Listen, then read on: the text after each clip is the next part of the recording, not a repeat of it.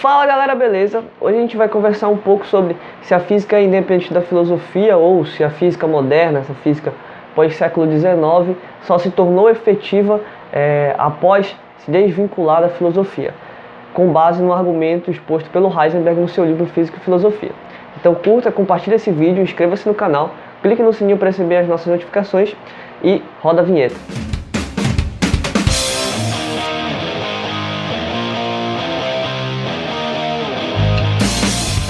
Bom, quando a gente para analisar a mecânica clássica, que também é chamada de mecânica newtoniana, a gente tem a impressão de que toda a teoria física foi construída a partir das experiências, ou seja, não se fez necessário criar-se hipóteses ou partir de premissas para chegar na teoria física.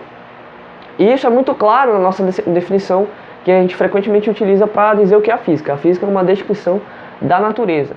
E por descrição, a gente sempre acaba subentendendo uma descrição das experiências que ocorrem na própria natureza. Ou seja, como se a gente tirasse a física completamente a partir do que ocorre na natureza. Ou seja, a partir das experiências que a gente vê no nosso dia a dia. No entanto, se isso fosse verdade, a própria mecânica newtoniana não precisaria de alterações, visto que ela decorre diretamente dos fatos observacionais ou ela não implicaria em resultados físicos, né? Ou seja, em aspectos teóricos desconexos dos fatos observacionais. E de fato, como a gente pode perceber no final do século XIX e início do século XX, a mecânica newtoniana de fato apresentava os seus limites, né? Especialmente com as experiências de Michelson-Morley e as experiências com radiação de corpo negro. No entanto, isso não significa, em hipótese nenhuma, que a mecânica newtoniana ou mecânica clássica esteja errada. Na verdade, isso só significa que a teoria não é completa e não descreve a natureza em sua completude, fazendo-se necessário algumas alterações no modelo proposto. Meu gato de Schrödinger não para de miar aqui e está me atrapalhando a gravar o vídeo, mas eu vou tentar gravar assim mesmo. Ou seja, o que eu quero dizer com isso é que uma teoria física é muito mais do que uma simples descrição da natureza ou algo dedutivo dessa descrição. Na verdade, como enfatiza Einstein, o físico só consegue chegar na teoria física a partir de um método especulativo, ou seja, a partir de premissas como princípios e postulados. E isso é muito claro, por exemplo, na teoria da relatividade especial proposta pelo Einstein em 1905, no qual ele assume dois postulados. O primeiro é a constância da velocidade da luz e o segundo é que as leis da física são as mesmas para quaisquer referenciais iniciais. Consequentemente, isso significa que uma teoria física não pode simplesmente partir dos fatos ou dados experimentais para a teoria em si. Na verdade, a teoria física é construída a partir das premissas que estão dentro dessa teoria para os fatos e dados experimentais. E o que isso significa? Isso significa que a gente propõe uma teoria com base em premissas especulativas, de modo que essa teoria possa ser testada direta ou indiretamente.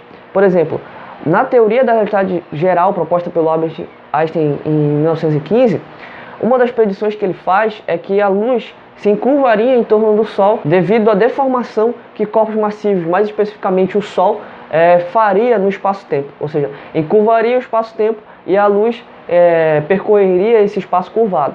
E isso pôde ser experimentalizado e foi uma das experiências que atestaram a veracidade da teoria da relatividade geral. E é justamente nessas premissas das quais o físico parte por meios de métodos especulativos para construir a sua teoria, que mora o argumento do Heisenberg de que a física não se tornou independente da filosofia ou, modernamente, se tornou efetiva a partir do rompimento com a filosofia. Porque essas premissas, elas têm caráter filosófico a priori e podem ser ontológicas ou epistemológicas. Por caráter ontológico, compreendam uma teoria na qual modifique as nossas concepções acerca do objeto estudado sem nos envolvermos com ele. O que eu quero dizer com isso, por exemplo, a teoria da relatividade geral, que modifica as nossas concepções a respeito do espaço, tempo, mas a gente não se envolve diretamente com o objeto estudado. Ao contrário de uma premissa epistemológica, que é uma premissa na qual o objeto estudado se envolve com aquele que estuda.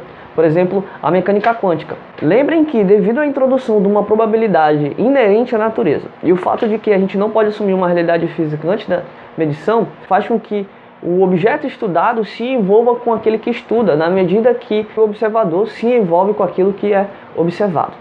Então era isso, galera. Espero que vocês tenham gostado do vídeo. Curtam, compartilhem, inscrevam-se no canal e cliquem no sininho para receber as nossas notificações. Valeu!